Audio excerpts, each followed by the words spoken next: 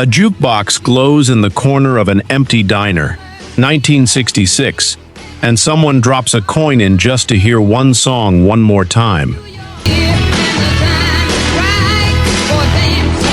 12 records did more than climb a chart. They rewired a decade, sparked protests, launched superstars, cost their own writers everything they had. Tonight we're counting down the 12 Motown songs that changed the world the most, and the true stories behind each one that never made it into the liner notes. If you want the real history behind the hits, subscribe now, because R&B Revealed doesn't stop at the chart position. Just can't fake it. And at number 1, a song rejected so many times by so many people that its own writers nearly gave up on it completely before it became the biggest selling single Motown had ever released. The countdown begins now. Number 12, the Marvelettes, Please Mr. Postman. Inkster, Michigan, a small town outside Detroit, where 5 teenage girls have just placed 4th in their own high school talent show. Not good enough to win, barely good enough to get noticed. Motown tells them to come back with something original if they want a real shot. One of them, Georgia Dobbins, is waiting on a letter from a boyfriend stationed with the Navy, and that specific ache becomes the seed of a song about a mailbox that never seems to have what you're hoping for. In the studio, the girls are shaking. First time any of them have stood in front of a real microphone. A member of a struggling, unproven group down the hall, a girl named Florence Ballard, from an act called The Supremes that nobody at Motown believed in yet, wanders in and tells them to loosen up, to stretch the word postman out, to throw in an oh yeah here and there. It works instantly. A 22-year-old session drummer named Marvin Gaye keeps the beat behind them, years before anyone knows his name either. In December of 1961, Please Mr. Postman becomes Motown's first ever #1 pop hit in America. Proof, for the very first time, that a tiny black-owned label out of a converted house on Grand Boulevard could out-hit the entire industry on its own terms. 2 years later, 4 kids from Liverpool called the Beatles cover it on their second album, introducing Motown to Britain before Britain even knew the word existed. Here's what almost nobody remembers. Georgia Dobbins never got to sing it. Before the song was even finished, family obligations pulled Dobbins out of the group for good. She was replaced, and the song she built out of her own heartbreak went on to hit #1 twice. Once for the Marvelettes in 1961, and again for the Carpenters in 1975. One of only a handful of songs in history to top the charts with 2 completely different artists over a decade apart. Motown's very first world-conquering hit was carried across the ocean by Borrowed Nerves, A Stranger's Encouragement, and a woman who never got to hear her own voice on the record. And she wasn't the last Motown star to walk away from a career at its absolute peak. The next one did it on purpose, on her 21st birthday, with a #1 record still climbing the charts behind her. Number 11, Mary Wells, My Guy. A nightclub on Detroit's East Side, 1960, and a 17-year-old named Mary Wells has tracked down Gordy in person. She's not looking for a record deal. She's written a song for Jackie Wilson and wants Gordy, who'd written hits for Wilson before, to pass it along. Gordy does something else instead. He asks her to sing it herself, right there, on the spot. She does.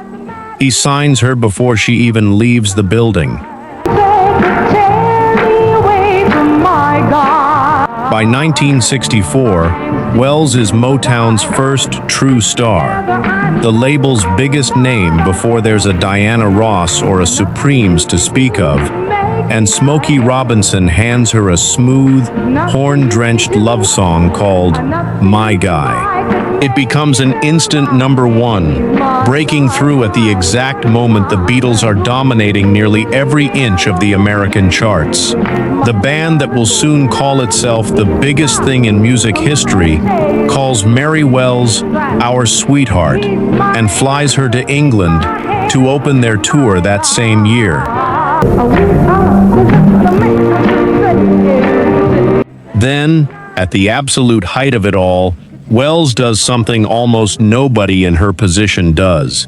She'd signed her original Motown contract at 17, a minor, and on her 21st birthday, that contract technically expired. Instead of re-signing, she walks, chasing a richer deal, movie roles, a bigger cut of her own success. Motown didn't let her go quietly. Gordy fought to hold her to the old deal, and by some accounts, leaned on radio stations to cool on her new material once she'd left. Wells never had another hit as big as My Guy for the rest of her career, even though she was Motown's first female superstar, the artist who proved the label could build someone from nothing into a household name. She got out at the top. The industry made sure she never got back up there again. And she wasn't the only one whose record would outlive its own intentions. A few spots up, a song about summer fun would end up carrying a meaning nobody at Motown ever signed up for. Number 10, Martha and the Vandellas, Dancing in the Street. Detroit, a scorching summer afternoon, and songwriter Mickey Stevenson watches a group of kids fling open a fire hydrant just to survive the heat. Bodies leaping in and out of the spray like it's a party nobody planned. That image becomes a song, co-written with Marvin Gaye and Ivy Jo Hunter, and Stevenson writes it with his own wife, singer Kim Weston, in mind. Weston turns it down. So Stevenson brings in his secretary, a young woman named Martha Reeves who'd been begging for a shot at singing demos in her spare time, just to record a rough vocal so Kim could hear how the finished song might sound. Reeves opens her mouth, and the control room goes completely silent, not disappointed silent, stunned silent. Nobody in that booth is thinking about a demo anymore. Dancing in the Street becomes a massive hit in the summer of 1964, kept out of the very top spot only by a British Invasion record. Reeves always insisted it was exactly what it sounded like, a party song, nothing more. But by the back half of the decade, as American cities erupted in unrest, the song took on a second life nobody at Motown intended. Activist H. Rap Brown played it at rallies. Lines like "calling out around the world" got reheard as a call to mobilize, not a call to dance. Some radio stations quietly pulled it from rotation, afraid of what it might spark next. A song built from the innocent image of kids playing in hydrant water got reinterpreted, within a few short years, as a soundtrack for uprising.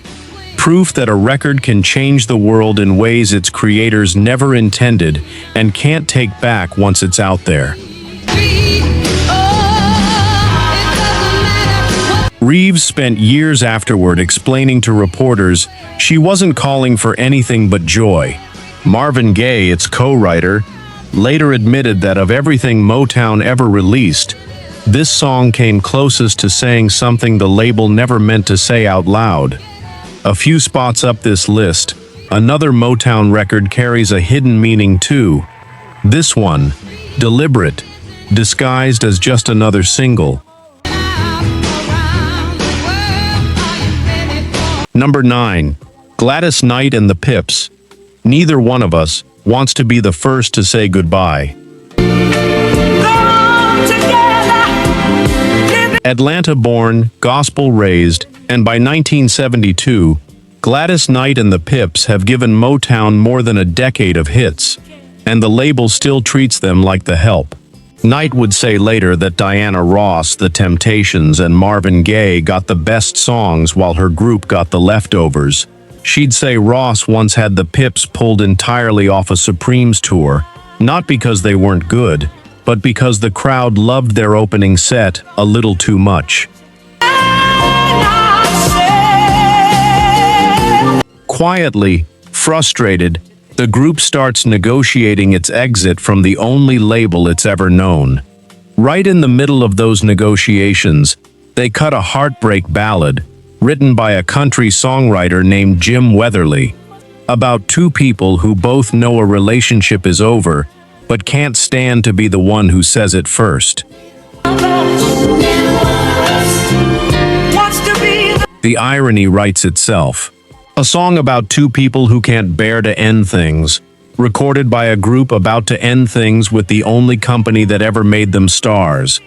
It climbs to number 2 on the pop charts, number 1 R&B, and wins Gladys Knight her first Grammy, the biggest hit of her entire Motown career, arriving at the exact moment she's already halfway out the door. Weeks later, Gladys Knight and the Pips leave Motown for Buddha Records, where they'll find their true signature song a year later, with Midnight Train to Georgia. Neither one of us stands as an unofficial farewell letter to a label that spent a decade treating one of its most talented acts as an afterthought. Motown wasn't the only one learning that lesson the hard way. A few spots up this list, a song almost never got released because the label was too scared of risking one act's image, so it handed the risk and the reward to someone with nothing left to lose. Number 8. Edwin Starr, War. Detroit, late 1969, and producer Norman Whitfield hands The Temptations a song built around one blunt question, shouted more than sung: what is war good for? The group records it for their album Psychedelic Shack, backed by a chanted marching cadence and a lyric that doesn't leave much room for interpretation. College students hear the album cut and flood Motown's offices with letters, thousands of them, begging the label to release it as a single. Motown says no.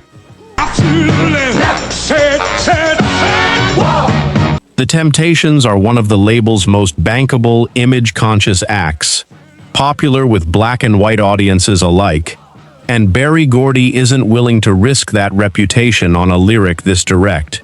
So instead of releasing the group's own version, Whitfield goes looking for someone else to carry the risk, someone the label has less invested in protecting. He finds Edwin Starr, a journeyman singer picked up when Motown bought out a rival label, with a career that has nothing left to lose and everything to gain. Starr doesn't just record the song, he demands to sing it his way, louder, rougher, more furious than the original cut ever was. War explodes to number 1 in the summer of 1970, becoming the most successful protest song ever to top the American pop charts. And it only happened because Motown was willing to gamble with an expendable singer's career in a way it would never gamble with a star's. Absolutely. Listen to me. The Temptations wrote the blueprint. Edwin Starr took all the risk and, for once, got the reward too. It's a pattern this label repeats more than once. Protect the biggest names, quietly hand someone replaceable the weight of the truth. A few spots up, the men who wrote half of Motown's biggest hits would learn exactly how little protection the label offered anyone once the royalty checks stopped adding up. Number 7. The Supremes, You Can't Hurry Love. A Motown session, 1966, and the writing team of Holland Dozier Holland is trying, and failing, to recreate the magic of an earlier Supremes hit, Come See About Me. Somewhere in the reworking, the song turns into something else entirely, a gospel-rooted melody Lamont Dozier can't quite place until he remembers it. An old Dorothy Love Coates song out of a Birmingham, Alabama church called You Can't Hurry God. Eddie Holland swaps one word for another, and a sermon about faith becomes a mother's advice about love. Diana Ross, only 22, delivers the vocal with an authority that outpaces her age by a decade, riding a galloping bass line from James Jamerson straight to number 1 in September of 1966. The 7th chart topper Holland Dozier Holland have handed the Supremes in barely 2 years, a hot streak that feels, at the time, like it could run forever.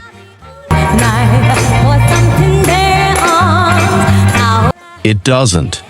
Behind the scenes, the very songwriters responsible for that entire streak are already fighting Berry Gordy over royalties and profit sharing they believe they're owed and aren't getting. By 1968, Holland Dozier Holland had walked out of Motown entirely into one of the longest and messiest legal battles the music industry had ever seen. A fight that dragged on for nearly a decade and, for years, barred the trio from even using their own names on the songs they wrote for other labels.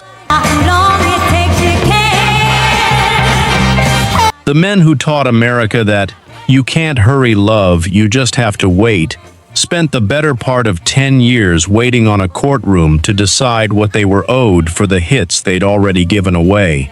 16 years later, Phil Collins covered the song and sent it back to number 1 in Britain, long after the men who wrote it had learned exactly how little patience the industry had for the people who built it. Number 6. Four Tops, Reach Out, I'll Be There. Detroit, summer of 1966, and the Four Tops walk out of a recording session having just cut a song built on an idea from songwriter Lamont Dozier. Chase the raw, half-shouted urgency of Bob Dylan's Like a Rolling Stone, and push lead singer Levi Stubbs to the very top of his vocal range until the strain itself becomes the emotion. It works almost too well. Stubbs sounds like a man in real pain by the end of it. The group hates it. They record it in just 2 takes and walk away convinced they've made a strange, forgettable album track, not a single. When Berry Gordy tells them Motown is about to release it anyway, Duke Fakir pushes back to his face. "Berry, stop," he says. "Don't do this to us. That's not the Four Tops. This record has no anchor." Levi Stubbs agrees. He thinks the whole thing sounds like an experiment gone wrong, not a hit. Gordy releases it anyway.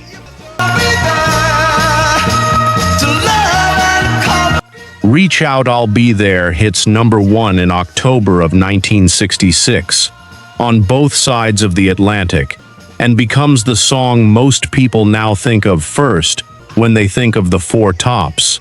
The exact record its own creators begged Berry Gordy not to put out. Sometimes the industry buries a masterpiece for years by mistake. This time, the industry got it right, and the artists were the ones who couldn't see what they'd made. Sometimes the person closest to the art is the last to recognize it. And the very next spot on this list, an entire myth got built around who discovered Motown's biggest new stars. A story so good, almost nobody bothered to check if it was true. Number 5. Los Angeles, 1969. And a demo tape sits in a pile marked for Gladys Knight and the Pips, a song called I Want to Be Free, built by a trio of young Motown writers hoping to make a name for themselves fast. It never reaches Gladys Knight. For a moment it's floated for Diana Ross instead. That idea gets scrapped too. Then Gordy hears it and has the whole thing torn apart and rebuilt. Not for a seasoned soul singer at all, but for an 11-year-old kid from Gary, Indiana, whose voice reminds him of 1950s teen idol Frankie Lyman. That kid is Michael Jackson, and the reworked song asks him to hit a note so high that the grown session players in the room go quiet just watching him try it. He nails it, in a performance that would go on to be called one of the most jaw-dropping vocal moments ever captured from a child. Motown builds an entire origin story around it. Diana Ross, the label insists, personally discovered the group and introduced them to the world herself. It's a beautiful story, told at press conferences, repeated for decades. Almost none of it is true. Gladys Knight had actually mentioned the group to Gordy first. A Motown act called Bobby Taylor and the Vancouvers brought them in for their real audition.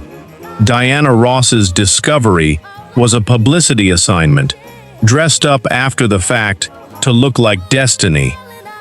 I Want You Back launched the Jackson 5 to become the first act in Billboard history to see their first 4 singles all reach number 1, a record that stood untouched for more than 2 decades. A song built from someone else's discarded demo, reassigned twice, finally handed to a child because Motown needed a headline more than it needed the truth. And the 2 people who actually deserve credit for finding the group got quietly written out of their own discoveries. This label's myths were built with the same assembly line precision as its records. A few spots up this list, a very different kind of neglect, nearly buried a song for 3 straight years. Not manufactured this time, just forgotten. Number 4. Smokey Robinson and the Miracles, The Tears of a Clown. A Motown Christmas Party, 1966, and Stevie Wonder pulls Smokey Robinson aside with a bouncy, circus-flavored backing track he and producer Hank Cosby had put together but couldn't finish. He hands it to Smokey, hoping for lyrics. Within a few days, Smokey is reaching back to an opera he loves, Pagliacci, the story of a performer who smiles for his audience while dying quietly inside. He builds it into something bigger, a clown, laughing on the outside, breaking on the inside. The Miracles recorded in 1967. It becomes the closing track on an album called Make It Happen. And then, nothing. It's not released as a single. Not because anyone hates it.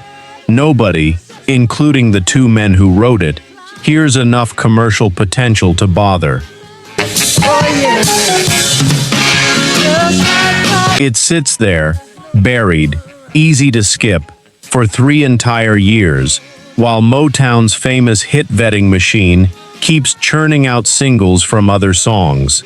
Then, thousands of miles away in England, a Motown fan club president named Karen Spreadbury gets asked a simple question by a UK label executive scrambling for new Miracles material. Which song off that old album deserves a second chance? She picks the closing track. Nobody expects much.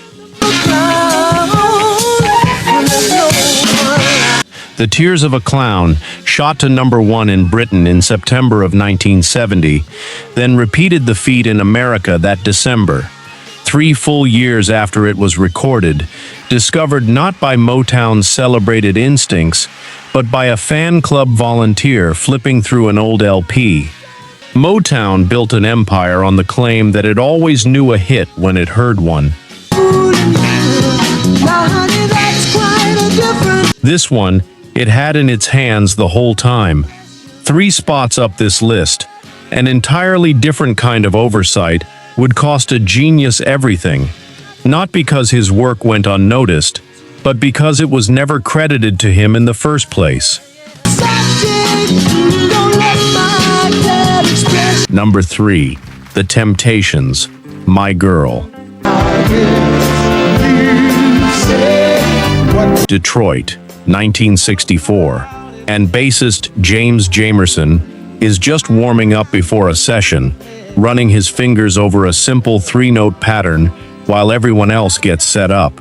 Producer Smokey Robinson hears it through the studio glass and stops everything. "That's going on the record," he says.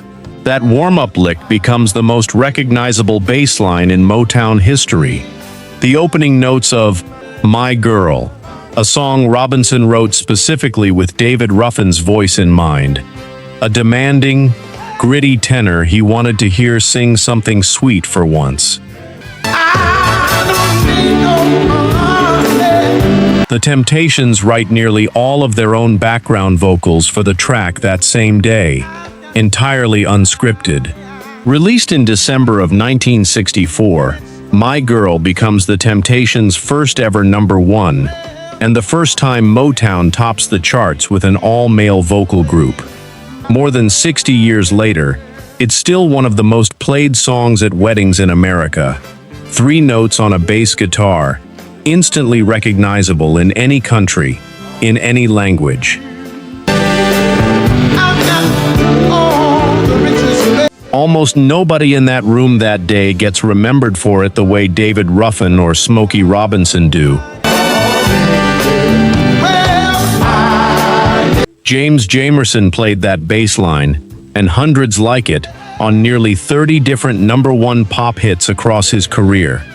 More than any bass player in music history. Motown didn't put session musician names on its records until 1971, so for over a decade, Jamerson built the sound of an entire label from complete anonymity, paid a modest session rate, while the artists in front of the microphone became icons. He struggled with alcoholism in his later years and died in 1983 at just 47, largely uncelebrated, years before the world finally learned his name. The most recognizable bass note in American pop music almost went unremembered, along with the man who played it. 2 spots up this list, another Motown genius nearly gave his biggest song away entirely, To a Friend, before the label stepped in and stopped him just in time. Number 2, Stevie Wonder, Superstition. A recording studio, 1972, and guitarist Jeff Beck is fooling around behind a drum kit, just killing time, when Stevie Wonder comes bounding in and tells him not to stop. Beck protests. He's a guitarist, not a drummer. But Wonder is already building a riff on top of the beat, and within minutes the two of them have written what Beck will later call the riff of the century. It's meant as a gift, Wonder's thank you to Beck for playing guitar on his upcoming album Talking Book. The song is called Superstition, and it's supposed to belong to Jeff Beck. Word gets back to Motown that Beck has already cut his own version, ready to release. Gordy hears the demo Wonder made and makes a call. This song is too good to give away. He insists Wonder keep it, release it himself, and get it out before Beck's version even has a chance. just about to fall. Wonder's Superstition drops in October of 1972 as the lead single from Talking Book, shoots to #1 by January, and introduces the clavinet sound that would define an entire genre. Beck's version, delayed for unrelated reasons, comes out after Wonder's has already conquered the charts. It barely registers. Jeff Beck helped write Superstition as a gift and watched Motown take it back before he ever got the chance to give it. He called the delay unfair for years afterward, and the friendship between the two men cooled for a stretch because of it. This time, Gordy's instincts were dead right. Motown made the correct call, commercially and artistically. But it came at the cost of the one guitarist generous enough to hand Stevie Wonder the beat that built the song in the first place. Even when this label got it right, somebody still walked away with nothing. And at #1, you're about to hear about a song rejected so many times by so many people that by the time it finally reached the world, it had already failed 3 separate times under 3 different names. #1, Marvin Gaye, I Heard It Through the Grapevine. Don't you know that I heard it through the grapevine? August 1966.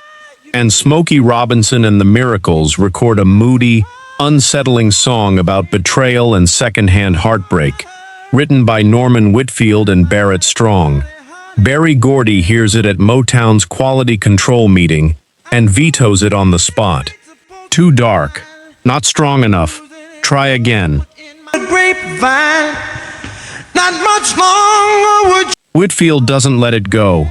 Months later, he cuts the song a second time, now with Marvin Gaye on vocals, moody and strained, pitched high enough in his range that Gaye has to reach and ache for every note. Gordy rejects that version too. So Whitfield takes it to a third artist, Gladys Knight and the Pips, who turn it into something faster, punchier, more gospel than Ghost Story. Gordy finally approves. It becomes a massive hit in the fall of 1967, #1 R&B. As far as Motown is concerned, the story is over.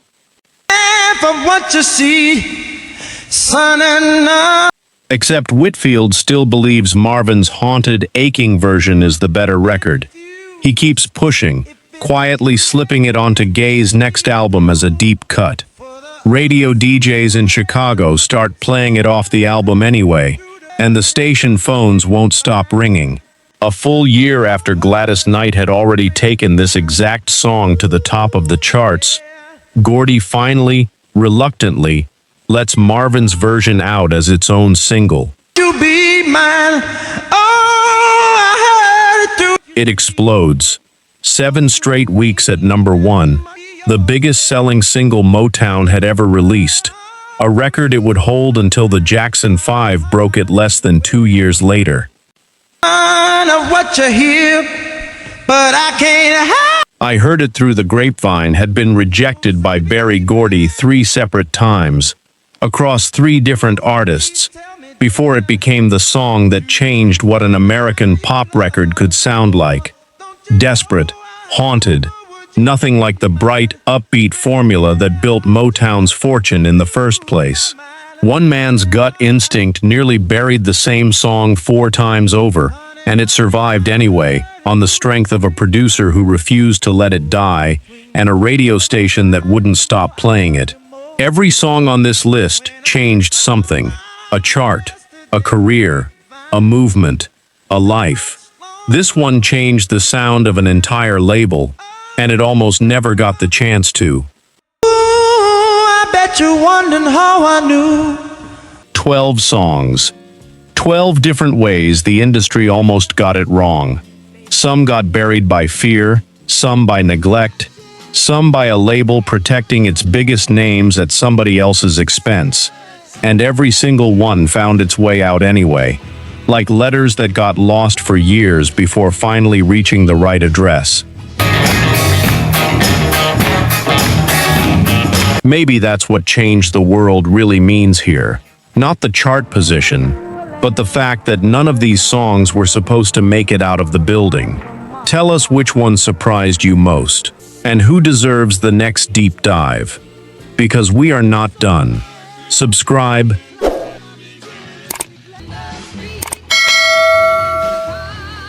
And stay close. The music never lies, even when the industry does.